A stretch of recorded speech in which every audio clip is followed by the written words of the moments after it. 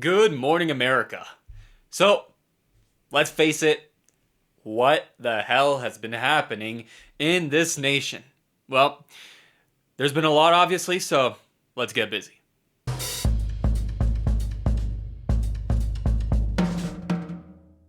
So, this week, I want to talk about my thoughts on what has been happening. Because let's face it, I've had actually so many issues writing a script for my videos because with the Epstein files, with Trump, with Bubba, with the 8 Democrats that betrayed us, with our loss of being able to have affordable health care, and this absolute mess. Every day it seems that I write a new script, something new happens, and I have to rewrite my entire process. But it seems that right now there's a little pause in the storm, hopefully, for a few hours. So I just want to talk about a few things that have been pressing me because, let's face it, Trump is a pedophile. And it's absolutely disgusting. And first off, if you're not used to hearing me cursing, because I don't like cursing because it's not really part of who I am, but it is fucking disgusting when you see a pedophile being able to lead a country and that people have voted for him and that people are still denying. And we're not just talking about the adults that Jeffrey Epstein trafficked, but they also trafficked 11-year-olds, which is disgusting. And the fact that I even have to make a video saying that it's disgusting shows how backwards our nation is. Because this thing shouldn't be happening in the first place. A pedophile should not have a step or an ounce to levy our government. This should not be happening. And the fact that this is happening in the first place shows not only that our government let this happen, but supported it too. Because let's not kid ourselves. Jeffrey Epstein had multiple relations with intelligences of different nations worldwide. And this is just to say that for the first time in history, we have the power as a people to really determine where we want this nation to go.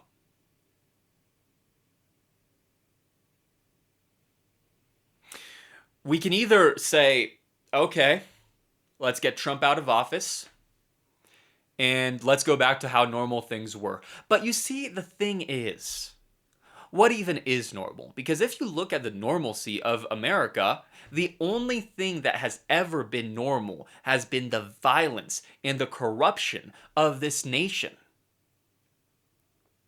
And here's the thing, I will admit, America has some beautiful traditions. But the thing is, also, we must recognize that a lot of these traditions are abhorrent. Slavery was a cultural tradition in the South. Racism was an American tradition. Fun fact, did you know that Germany's own immigration policies came from where? Well, the US. And even Germany thought that the US's immigration policies during World War II were a little bit too much. That just shows how, as a nation, we are backwards. Here's the thing. As a nation, this isn't even right versus left, because if you put the US compared to any other nation, specifically, if you take the US and put it compared to a nation in Europe, our left is their center right at most. And this is why I'm frustrated, because this is really not right versus left. This is up versus down. This is the people versus the elites who've been doing disgusting things. And we need to realize that this is an infrastructure Jeffrey Epstein, what he was doing, it was an infrastructure. So let me just ask you this. What is the most expensive thing that money can buy in the 21st century?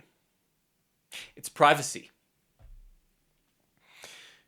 And another way to think about Jeffrey Epstein's dealings was the fact that he was a curator in their perverted fantasies. And he was selling privacy as well. There should not be a world where doing what these sick bastards have done goes private. And anybody who voted against the release of the Epstein files should be investigated. And so this is why I've had so many issues trying to make a video, because at the same point I'm a little bit at a loss for words, because sure, there's people making jokes about this online, but we cannot let this become a meme. We cannot let this become a joke. Our government has become one big joke, and Trump was elected as a joke. People elected him because they thought he was funny. When in reality, he was just a fucking disgusting pig. And we need to have the guts to say that. Because there's two ways to look at it. And I've been talking to my friends. And a lot of my friends, they tell me that to keep up with the news makes them depressed. And that there's a lot that's been happening right now. And it brings us down. And here's the truth. Yeah, the news sometimes can do that. And very often it does, because life isn't all daisies in a pasture. No, it's dark. It's very dark. The more you go into politics, the more you realize just how corrupt the system really is. Just how backwards our system really is. How racist, how sexist it really is. And how our politics have upkept this tradition of racism, sexism, and corruption, and have not only enabled it, but have supported it wholeheartedly. And that's just how disgusting it is. Most of the people that are running, despite the labels of Democrat or Republican, I'm convinced that a lot of people really just run for their wallets. And we need to realize this, that a party label doesn't make you progressive. Because there's some Democrats as well who have voted against the release of the Epstein files. And you should know, by listening to this channel, if you're a first-time viewer, I am a Democrat and I consider myself a progressive. And that's the thing. Everybody who is corrupt should be blatantly decried as a traitor. If you're not with the people, then you're against them. And we need to remind the elites that that is the reality. If you're for your wallet, you should not have a place in the U.S. government. I'm sorry, it's not the business for you, buddy. Leave, skedaddle, it's not for you. Because this government was built for the people, and we have damn got to make sure that at the end of the day, it remains with the people, for the people, and by the people. It should not be a government where people like Jeffrey fucking Epstein have a say and can negotiate their way into the corruption, into the thick of it all. And we need to realize that this goes much larger than the U.S. Many governments and government officials have been complicit in this as well. And this is not just the political industry. This goes into the military complexes, and it goes also into the entertainment complexes as well. It's a network, because here's the thing. When people are so powerful, they start socializing only with the most powerful people in their networks. And so at a certain amount of time, everybody's fraternizing with each other. I don't have to make you do the math. It's simple. I believe that the bigger question is this. As much as we can look at the people who have been on the Epstein lists and who have been mentioned by Epstein, we also need to think about who isn't being mentioned. As I said again, Privacy is the most expensive luxury that money can buy in the 21st century. And there's people who will pay a large sum of money not to be mentioned in anything. The people who aren't being mentioned, they're the one with the real power. We need to realize this. And also, we need to end this cult of personality. This cult of personality that has followed our politics and our entertainment industry in our world. Because here's the thing. You never know who someone truly is. As much as you think that Donald Trump, and as much as people have thought that Donald Trump was their friend, was America's daddy, as he liked to clearly say, as much as people thought that they knew Donald Trump and they voted him in office, they don't really know who they are. I live in a very small mountain community. Donald Trump positioned himself as the fighter for the people, as a populist. Here's the thing. Donald Trump would never even eat at the same table as anyone in my community. He wouldn't eat with somebody who's homeless. He wouldn't eat at the same table as them. He wouldn't break bread with them. He is just using a populist rhetoric to hold our system hostage to the demands of an elite. And this is why I've been frustrated, because I've been talking to a lot of people, and a lot of people are down, because let's face it, America is under fascism. Under a pedophilic fascist, no less. And a lot of people are down because they think that this system, this infrastructure, is much bigger than each and every one of them. So what possibly could they do? Here's the neat thing about being an American. We have the freedom of speech. And we better make use of it. Progress can only happen with the people. And it's our civic duty to blatantly say that this is wrong. This has got to end. As Theodore Roosevelt once said, patriotism does not mean to stand with the president. And I'd like to add on to this that to be patriotic means to criticize a country to make it better. Because you can only make something better if you have the courage to look at everything that is bad and to, instead of saying, oh, well, it's bad, there's nothing that I can do. No, you say, it's bad, and so I am going to make it better. We dare to make it better. That's what courage is. Courage is not the absence of fear. It is the presence of courage. Courage needs to happen with fear, because if not, it's just called stupidity. And the fact that a lot of people are afraid, and that there are some brave few of us who are acting, shows to me that there are still some decent folk who are courageous. So I want to talk even more about our entire system, about how backwards this is, because we should have had healthcare as a nation years ago. We need to progress. There's no going backwards. There's no going back after that Trump is taken out of office.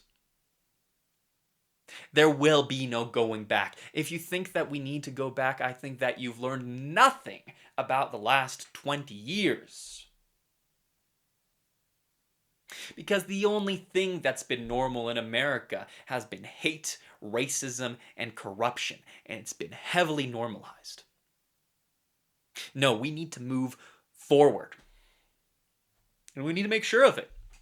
Forward means for the people. Doesn't mean with the rich, doesn't mean with the elites, doesn't mean right, doesn't mean left. It means quite simply put with the people. And we cannot fall into the horseshoe effect of our modern day politics. Because here's the truth, a lot of us has been misled. A lot of us have been misled by people in high places with a lot of power. And so instead of cowering in fear, and I know it's scary, and I know it takes a lot of courage to admit this to yourself, and I know it can sound very brash if I say this, but here's the thing. We need to put all that energy in being pissed off, because once Trump is gone, there will be no rest. That's when we start to rebuild. There already was a reconstruction in America, and it happened after the Civil War. Now we need to see an ideological reconstruction, because for the first time, we can ask questions such as, what do we really want America to look like? What do we want our children and our children's children to grow up in? Do we want them to grow up in a system that doesn't stand with them? Or do we want them to grow up in a system that truly helps them grow? A system that enables peace. A system in which they can actually be proud to be an American. A system without hate, without sexism, without oppressing the LGBTQIA, without economic oppression, without poverty, where people do not have to worry about their health care, where people do not have to worry about having SNAP benefits. Because here's another thing. America shouldn't need to have SNAP benefits. And hear me out. What I mean by this is this. The fact that people even need SNAP benefits in the first place shows that our economic system doesn't support the people. In an ideal system, people should be able to self-sustain themselves. But the fact that our government is so backwards shows that people have had to rely on external programs. Because our system does not want the people to grow. See, this isn't about going back to a middle ground, but it's about truly progressing above and beyond. America never learned to walk. And if we want to progress, we're going to have to learn to run too. And run away from the corruption. Because we've made a bed with it. We've made it too comfortable here. And anybody who voted once again against the release of the Epstein files should be under investigation. I mean, the fact that I have to say this, and that it almost sounds crazy to say this in our day and age, as though talking about Jeffrey Epstein is a conspiracy theory, shows how backwards our system really is.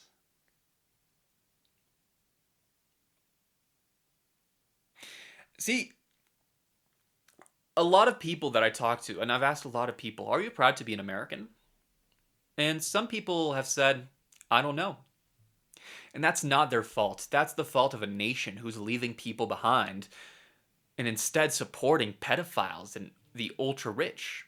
It's not the fault of the everyday people if they don't feel patriotic, because how can you feel patriotic when people voted in a pedophile into office? It's not the people's fault. It's the system's. And I want to feel patriotic. But I don't want to feel patriotic for a nation that enabled this corrupt, crook, sick bastard into office. I want to be patriotic for a nation where people of all backgrounds don't have to live in fear, where people aren't taken away in the middle of the night, where children aren't zip-tied by ICE. I want to live in a nation where my friends don't have to worry about their health care and have to worry about their next dinner. I want to live in a nation where me, my friends, and my family can afford to live where we live. I mean, how simple does it have to be to make people of the other side understand that this is not right versus left? But the issue is, as much as I keep saying that, is that this is still right versus left. It's just that the elites have chosen right and left as a side. But it's the elites betting on both sides. And we've got some cleaning to do, both in the Democratic Party and especially in the Republican Party. We need to get rid of anybody that was involved in these systems of corruption. And we need to do it now. Because if we don't, it might be too late. It truly might be too late. Because I used to be a candidate who ran for office, and I realized this. We don't want a politician. Nobody wants a politician. We've had too many politicians run America who've been running down our system down the gutter. Sorry. We need people, everyday people in office that's not going to vote behind big money, but that's going to vote behind the interests of we the people. Too often have I seen people or who have become politicians who have betrayed their class and betrayed the working class. See, I'm not against traditions. I believe that America was built on beautiful ideological traditions, such as freedom, liberty, justice, the right to pursue happiness, such as the fact that a person could come here and make a living for themselves, the American dream. But the issue is, these politicians have lied to us and have harnessed these ideological traditions, have racialized them, have abandoned them for their own wallets.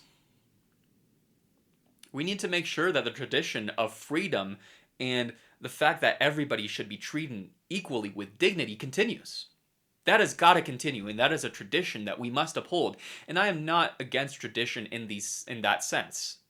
What I am against is the racist traditions of this country, the sexist traditions of this country, the misogynistic traditions of this country, the traditions that have mistreated the working class, the traditions that have oppressed us, the traditions that have propagandized our education, where even children in schools don't know the full facts of their own education. I mean, when I was in high school, you keep redoing and redoing and redoing the American education system.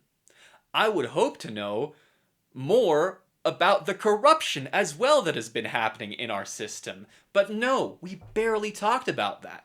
And we should.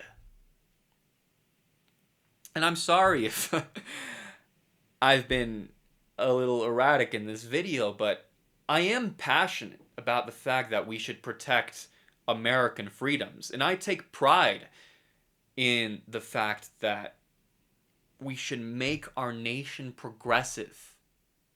We should make this a nation where that isn't a playground for the rich. Let's face it, America has become a playground for the rich. And that's what's wrong with it. People have been doing monstrous things and getting away with it scot-free. Like, Trump got rid of prevention systems for, I think it was coal miners, and he got rid of their safety that prevented them from developing the black lung. What type of idiot do you have to be to get rid of these preventions? But do you know why he did it? Because he just wants to see a little bit more of that money in his pocket. And with this, I just want to finish this video by saying this. There should be, instead of where Trump is building a ballroom, they should build the People's Hall. They should build a long hall that is filled with our government's corruption that the people can visit, so that we are reminded every time, every single instance of every day, that our government is not holier than thou, and it's subject to fallacies. Our government is human. You know, I was once asked, what's the most perfect thing about our Constitution? Well, it's the fact that we can change it. And we need to hopefully try to change it, or at least change our legal system, to make this clusterfuck never happen again. And we deserve to have a nation that we can be patriotic for. But patriotism only happens if we have the courage not only to criticize our government, but to put that criticism into action and truly, as a whole, hope to go to a better place and to progress. Because this true patriotism happens with civic duty. And it's our civic duty to make sure that this never happens again. And we cannot wipe the slate clean, and nor should we. We should be reminded each and every time of the fact that our government is subject to many, many fallacies and it has done wrong. And maybe then we can be honest and look at the wrongness and the backwardness of some aspects of our country, and we can say, okay, we can do better, because betterment only happens if we have the courage to look behind at our past actions and say, okay, I can dare to make this a better place. I can dare, because that is what it means to be American. It means to dare. Our ancestors came here because they dared to dream of a future that was better for them and their children.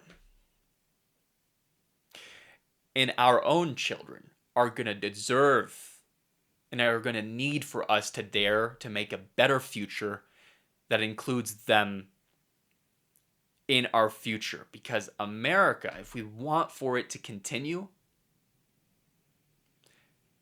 it's going to need to include the people.